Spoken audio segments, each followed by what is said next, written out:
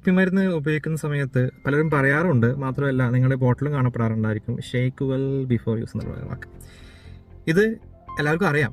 കുപ്പിമരുന്ന് കുടിക്കുന്ന സമയത്ത് ഇത് ഇളക്കിയിട്ടേ കൊടുക്കാൻ പാടുള്ളൂ എന്നുള്ളത്. ഇത് ഇളക്കാതെയും കൊടുക്കാറുണ്ട്.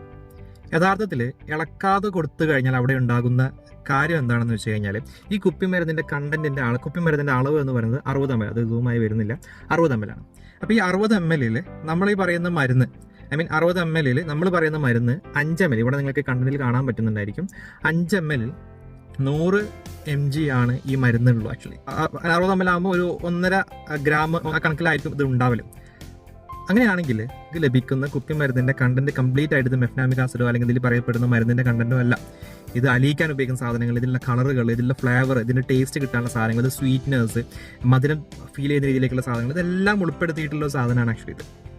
ഇവിടെ ഇത് അടിഞ്ഞുകൂടി കിടക്കുക എന്ന് പറയും. ഇപ്പോൾ നമ്മൾ എന്തെങ്കിലും ഭക്ഷണ പദാർത്ഥങ്ങൾ ഉണ്ടാക്കിയിട്ടുണ്ടെങ്കിൽ, ജ്യൂസോ എന്തെങ്കിലും ഉണ്ടാക്കിയിട്ടുണ്ടെങ്കിൽ, ഇപ്പോൾ അതിൻ്റെ മധുരം ഉണ്ടെങ്കിൽ മധുരം അടിഞ്ഞുകൂടി താഴെ കിടക്കുമല്ലോ, അത് പ്രകാരം ഈ മരുന്നിലുള്ള കണ്ടന്റ് അടിഞ്ഞുകൂടി കിടക്കും. നിങ്ങളിതിന് മുകൾ ഭാഗം തുറന്ന് ഇത് നേരെ ഇവിടെ നിന്ന് നിങ്ങൾ എടുത്ത് ഉപയോഗിക്കുകയാണെന്നുണ്ടെങ്കിൽ നിങ്ങളുടെ കുഞ്ഞിന് ആ മരുന്ന് ലഭിച്ചിട്ടില്ല എന്നുള്ളതാണ് അർത്ഥം. അതായത് ഈ പറയുന്ന മരുന്നല്ല അവർക്ക് ലഭിച്ചിട്ടുള്ളത്. ഈ മരുന്ന് എന്തിലാണോ ഒഴിക്കേണ്ടത് ആ സാധനം മാത്രമേ ലഭിക്കുന്നുള്ളൂ. എന്നിട്ട് നിങ്ങൾ പോയിട്ട് അസുഖം മാറിയില്ല എന്ന് പറഞ്ഞു കഴിഞ്ഞാൽ അത് നല്ലതല്ല.